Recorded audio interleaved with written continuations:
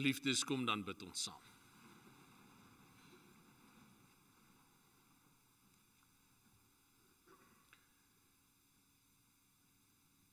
Here, om die Christen naam te kon verkry, het U gekom.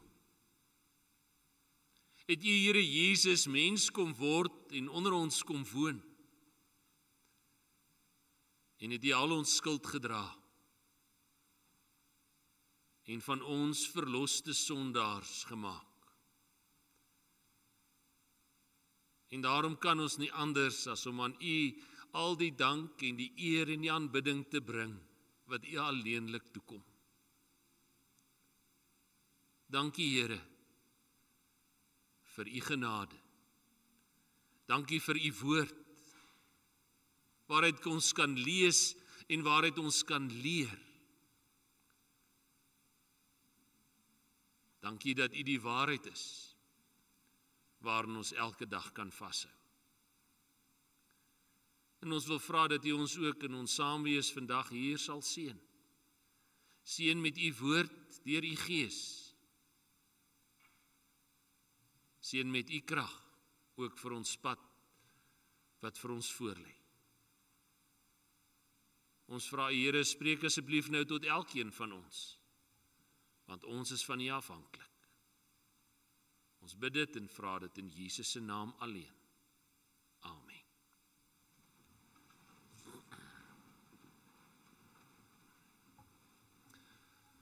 Broers en susters, ons lees saam vandag uit die Ou Testament en ons lees saam uit die boek Genesis. Genesis se 50ste hoofstuk. En ons lees saam vanaf vers 15 tot en met vers 21. Genesis 50 vanaf vers 15. Toe Josef se broers besef dat hulle vader nou dood is, sê hulle: As Josef 'n wrok teenoor ons koester, gaan hy ons beslis terugbetaal vir al die kwaad wat ons hom aangedoen het. Hulle het toe vir Josef laat weet: U vader het voor sy dood opdrag gegee. So moet julle vir Josef sê: Vergewe tog asseblief die oortredings van julle broers en hulle misstap, dat hulle jou soveel kwaad aangedoen het. Dus, vergewe dan asseblief die oortreding van die dienaars van die God van u vader. Josef het gehuil toe hulle met hom praat. Sy broers het self ook gegaan voor hom neergeval en gesê: Kyk, ons is u slawe. Maar Josef het vir hulle gesê: Moenie bang wees nie, want ek is in God se plek. Julle het kwaad teen my beplan, maar God het dit vir iets goeds in gedagte gehad, met die doel om te doen wat vandag gebeur, om 'n groot volk aan die lewe te hou. Dus moenie bang wees nie. Ek self sal julle en julle afhanklikes van kos voorsien. So het hy hulle getroos en mooi met hulle gepraat. Ons lees tot sover. Broers en susters, as ons so na ons eie lewens kyk en na die wêreld waarvan ons deel is en na die mense rondom ons, dan sien en ervaar ons elke dag 'n klomp dinge. 'n Klomp verskillende dinge. En dan verwerk ons hier in ons eie gemoed al hierdie verskillende dinge wat ons so sien en ervaar. En vanuit ons eie denke en ons eie verwysingsraamwerk gee ons dan bepaalde betekenis aan hierdie dinge wat so deel word van ons lewens. En soos wat ons hierdie dinge verwerk en dit deel maak van ons eie lewens,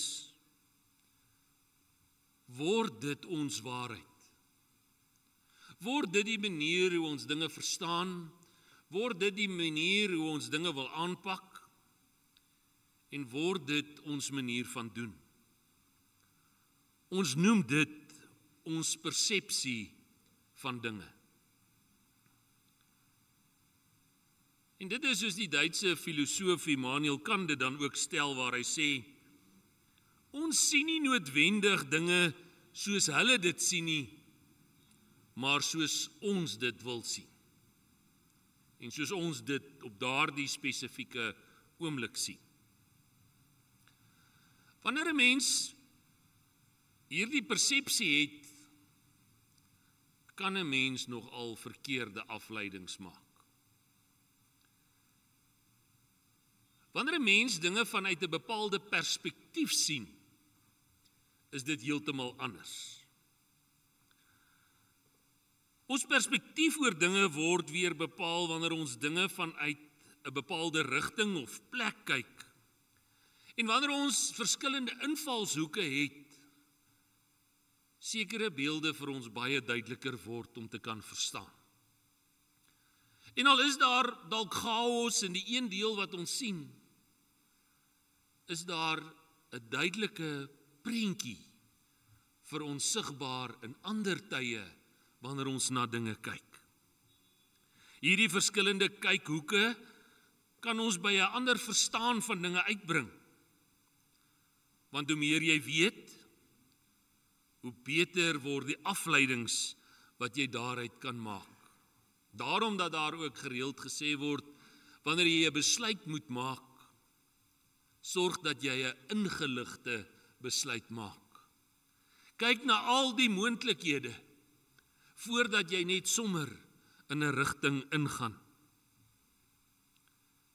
En so is dit ook in ons lewens elke dag. Ook in ons geloofslewe. Want dit is ook waar dat baie keer ons onsself in 'n situasie bevind waar dinge nie sin maak nie. Ons kyk vas teen vraagtekens, teen onsekerhede.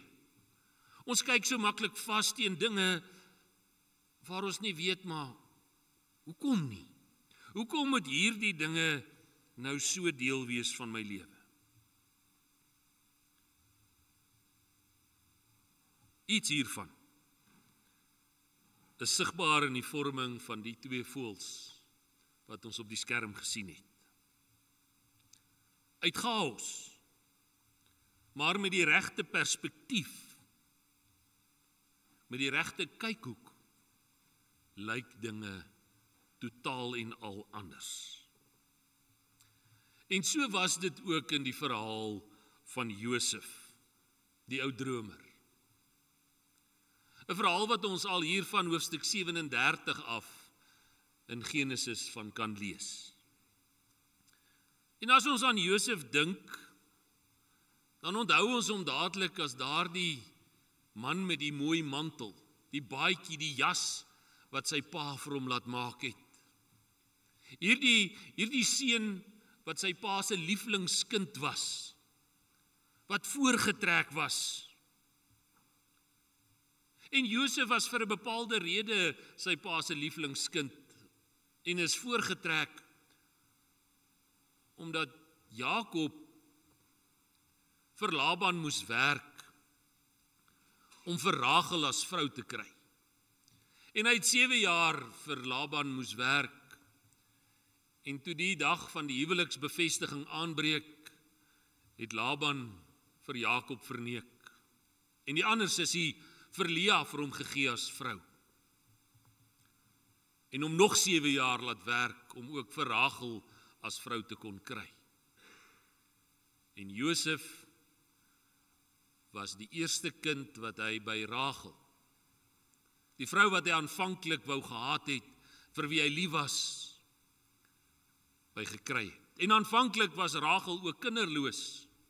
Het sy gesukkel om swanger te raak en uiteindelik het sy swanger geraak en is Josef gebore. 'n baie spesiale kind vir Jakob. Maar al hierdie dinge het natuurlik negatiewe effekte gehad op Josef se lewe. Hy het nie gekies om Rachel se oudste seun te wees nie. Hy het nie gekies om deur sy pa voorgetrek te word nie. Alhoewel hy dit heel waarskynlik geweet het,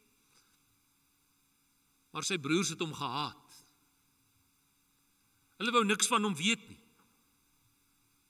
Hulle het hom gehaat omdat hy so voorgetrek word, en dan het hulle hom nog verder gehaat oor die drome wat hy gehad het.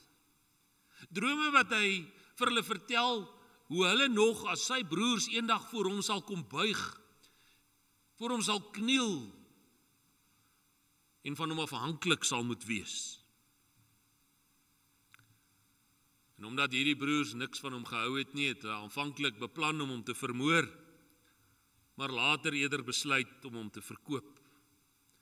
En hulle het hom aan handelaars verkoop as 'n slaaf. Hierdie handelaars het hom weer in Egipte gaan verkoop aan Potifar, die hoof van die Farao se leiwag, die hoof van die Farao se weermag, om daar in Potifar se huis te werk. In hierdie chaos van Josef se lewe raak hierdie vrou van Potifar nog verlief op hom ook. En sy probeer hom verlei op allerlei maniere, en omdat Josef hom weerhou van haar en sê nee, ek stel nie belang nie, het sy hom valslik gaan aankla en beskuldig, en word hy onskuldiglik in die tronk gegooi.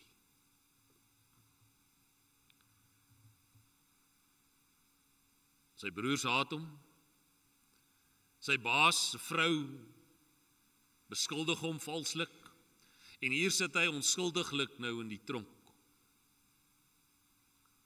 Maar hy het vrede daarmee, want hy kan niks daaraan doen nie. Maar daar in die tronk kom nog 2 mense by, die bakker en die skinker. Hulle word ook in die tronk gegooi vir misdrywe wat hulle gedoen het. En elkeen van hulle het ook 'n droom. En Josef lê ook hulle drome uit. Die bakker sterf, maar die skinker oorleef. Hy word ook later vrygelaat, en toe die Farao 'n droom het, was hy daar om vir die Farao te vertel van Josef wat daar in die tronk is, wat kan drome uitlê. En toe nie een van die Farao se wyshere vir hom kon help om sy droom uit te lê nie, word Josef geroep, en kon Josef dit met gemak doen. En vertel hy vir hom dat sy droom beteken dat daar 7 vetjare sal wees. 7 jare van oorvloed in hierdie land Egipte. Maar dan gaan daar 7 jaar van hongersnood aanbreek. 7 maarjare, waar daar geweldige tekorte gaan wees. Nie net in Egipte nie, maar oral rondom hulle. En in hierdie proses word hy wat Josef is aangestel om hierdie nuwe projek van die been af te kry. Hy moet sorg dat daar genoeg kos sal wees wanneer die maarjare aanbreek. Josef het hierdie werk met al 2 sy hande aangegryp. En hy het gesorg dat daar genoeg skure is, genoeg geplant is, genoeg geoes is, genoeg geberre is, vir wanneer daar die maarjare kom. Josef het hierdie werk daar in die vreemde in Egipte met soveel oorgawe gedoen en met soveel oortuiging gedoen, dat die Farao so beïndruk was met sy werksaamhede, dat hy hom bevorder het tot onderkoning van Egipte. En daar het Josef vir hom 'n nuwe lewe moes vorm, moes uitkap, moes begin.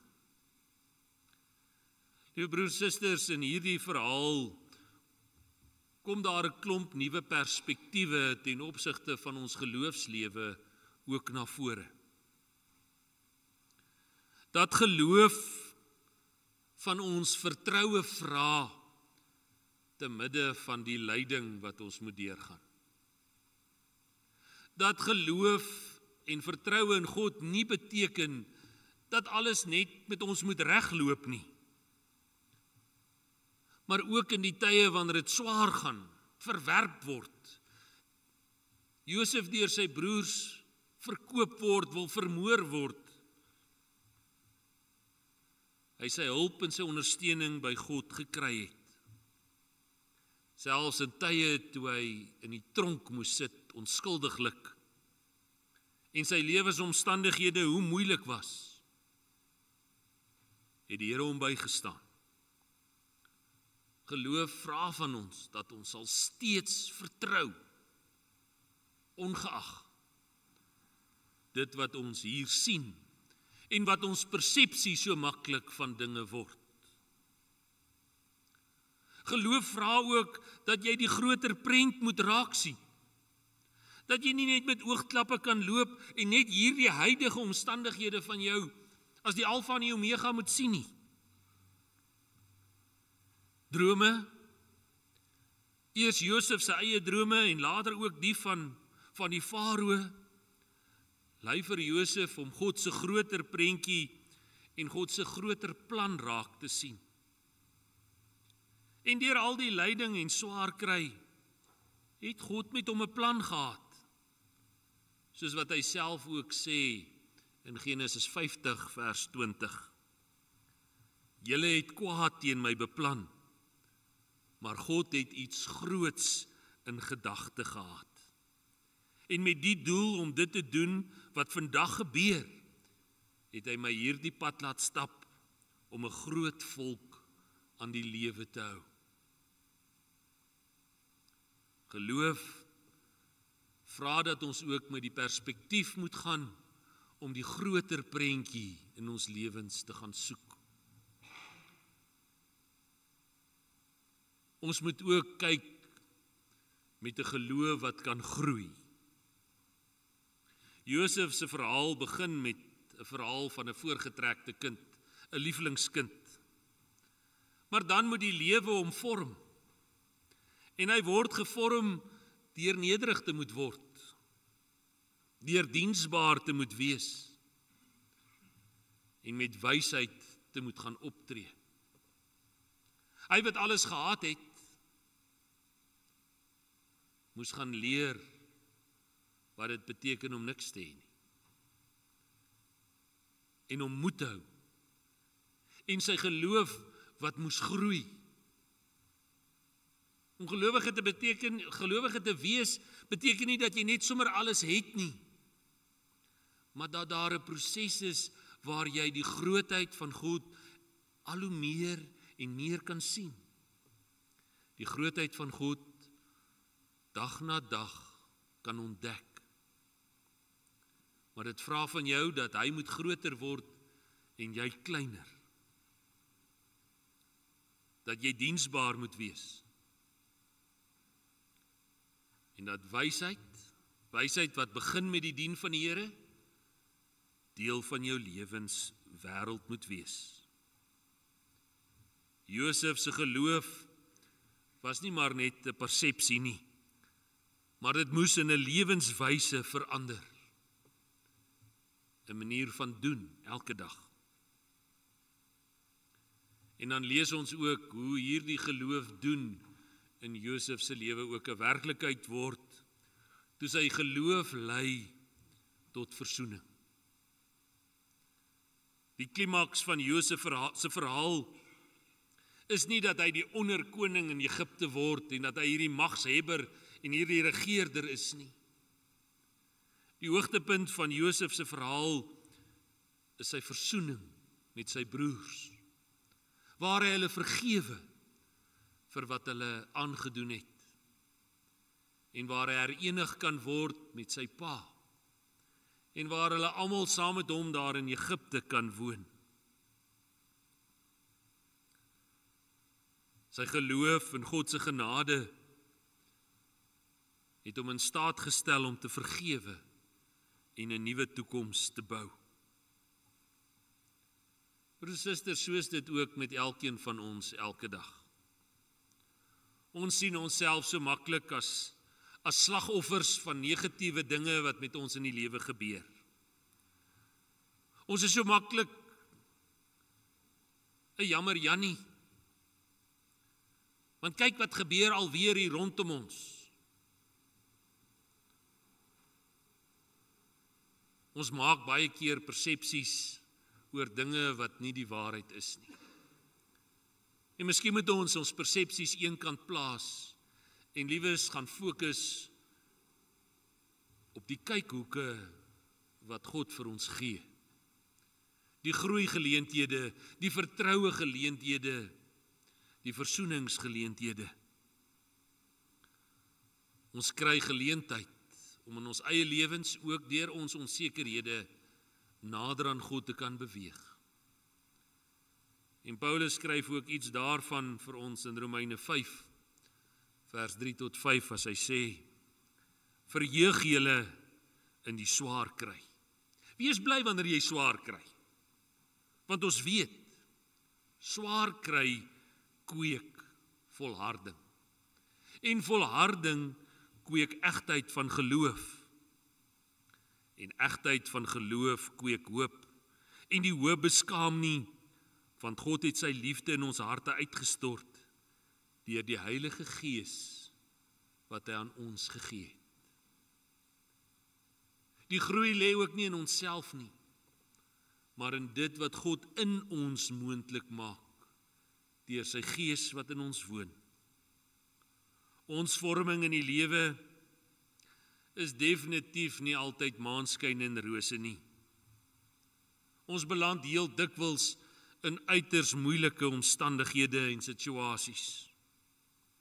Maar ons kan vandag opnuut weet, met God as ons herder, kom ons niks kort nie. Ons moet baie versigtig wees met ons persepsies, met ons besluit oor hoe dinge is, en eerder ons lewens vanuit ons geloofsperspektief aanpak. Want selfs in die chaos van ons lewens is daar sin. In die groter prentjie van God se deelwees van ons lewens, ontdek ons dat God met elkeen van ons elke dag op pad is. En dit is ook wat Martin Luther gesê en ontdek het 500 jaar gelede. Toe hy gesê het, gaan hervorm jou lewe elke dag. Maar gaan hervorm jou lewe nie rondom jou wêreldse omstandighede nie, maar gaan bou dit vanuit die bron van die lewe. Gaan bou jou lewe rondom die inhoud van die waarheid van die Bybel. Want slegs die woord van God kan vir jou 'n ander perspektief op die lewe gee. Slegs sy genade gee vir jou 'n ander uitkyk. En slegs deur geloof in Jesus Christus is daar werklik vir ons hoop. En deur aan God die eer te gee, verander nie net ons lewens nie, maar verander ons uitkyk en die manier hoe ons dinge aanpak. Kom ons pak ook ons lewens elke dag aan, met al sy uitdagings, met die sekerheid dat God deel is van ons lewens. Dat sy hand na ons toe uitgestrek is, dat hy ons nooit sal verlaat nie, en dat hy ons nooit in die steek sal laat nie. En vanuit die kykhoek van God, lyk dinge altyd anders. Amen. Kom ons bid saam.